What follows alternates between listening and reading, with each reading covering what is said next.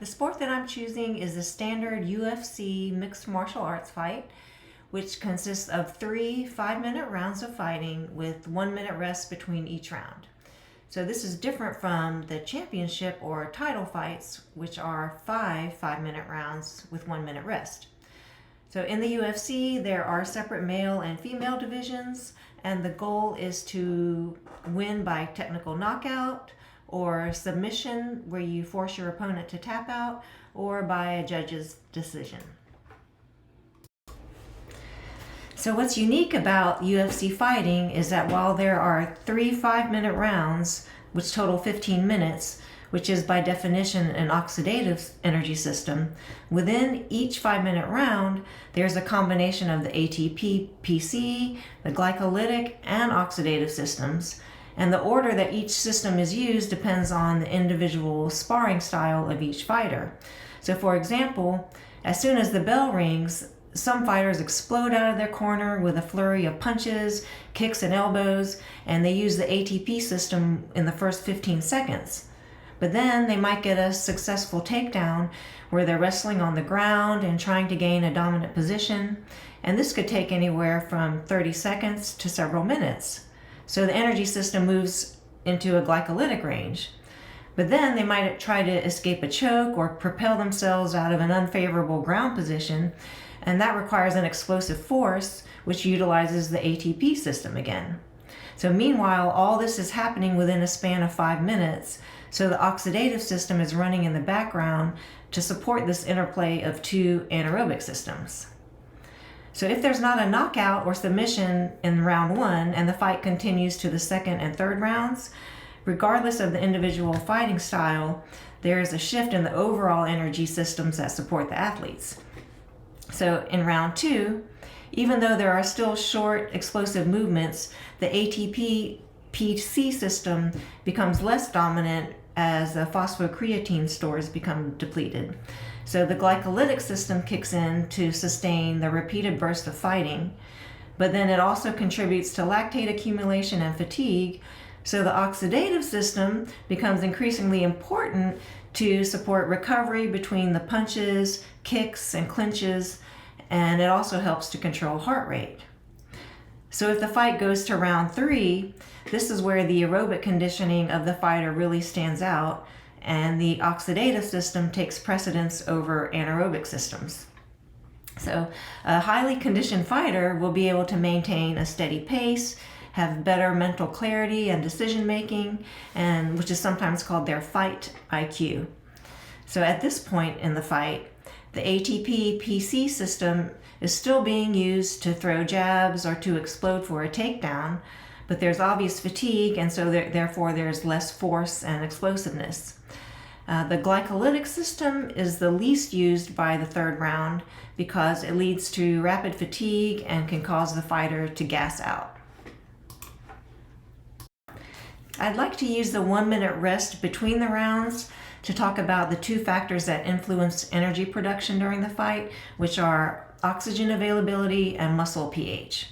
So after each 5-minute round, both fighters get a 1-minute break where they sit down in their corners, strategize with their coaches, and give their bodies a chance to physically recover. So while they're sitting down, their movement has stopped, but their breath rate stays high, which increases the oxygen delivery to the muscles.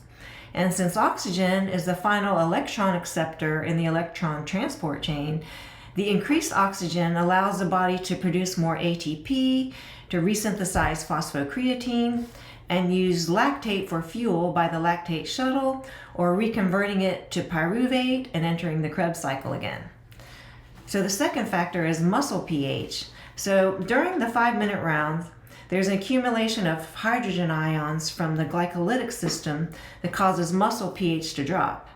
So this low pH environment affects the enzymes that catalyze ATP production and muscle cross-bridge cycling. So what this looks like in the fight is the fighter slows down, the muscles feel heavy, and it looks like they're dragging. But during the rest period, as the fighter is breathing heavily, the oxygen supplying the oxidative metabolism starts clearing the hydrogen ions, restoring the pH, and then allowing the enzymes to function properly again. So UFC fighters all go through a training camp or a fight camp that lasts from 8 to 10 weeks, which is broken down into early camp, mid camp, and late camp. So early camp is focused on conditioning and laying the foundation of fitness for the season. And the primary energy system is oxidative or aerobic metabolism. The athletes have 2 to 3 training sessions per day that are high in volume but lower in intensity. So for example, they'll have a morning session of extended sparring where they might do 20 5-minute rounds. A second session might be an hour of swimming laps or trail running. And then the final session or evening session would be another 2 hours of technical groundwork like wrestling or jiu-jitsu. So this improves performance by increasing the number and efficiency of mitochondria, which then enhances oxygen delivery and use and stimulates angiogenesis or new blood vessel growth. In mid-camp, they start ramping up the intensity and tapping into the glycolytic energy system more. They still have multiple training sessions per day, but the sparring becomes harder or aggressive. Technical drills are fast-paced. Fitness elements include things like hill sprints, sprinting in sand, battle ropes, Olympic lifts, plyometrics, and all performed in that glycolytic range of 90 seconds to 2 minutes with very little rest between reps. While they might use the ATP system for the first 15 seconds of that exercise, the main focus is conditioning the glycolytic system to sustain this high intensity for longer. And so this is intended to improve their tolerance to fatigue. And finally, in late camp is where they focus on developing the ATP system while being able to sustain prolonged efforts aerobically. So there's an emphasis on speed, power, explosiveness, and mental sharpness, and they spend most of their time fighting or sparring. So late camp improves fitness by increasing intramuscular phosphocreatine and creatine kinase levels, which helps the muscles rapidly generate ATP to supply the body with energy and delay fatigue. So as far as practical applications, this training design based on developing different energy systems throughout the season is used basically in all elite sports. So like track and field, for instance, they have an early conditioning phase, a speed endurance phase, and then a competition phase. But so because of the grueling nature of the UFC, I think that recovery and nutritional support is really the key for athlete success and to prevent serious injuries and burnout. Since it's a combat sport, by definition, they're going to get injured, but I'm talking about preventing serious injuries like torn ligaments, tendons, and bone fractures. And so since our bodies are basically machines, making sure that they have the proper fuel is important as well. So making sure there's enough carbohydrates to support the aerobic and glycolytic training phases, make sure they're consuming enough protein for muscle building and protein synthesis, using creatine to supplement the ATP system to replenish the phosphocreatine levels.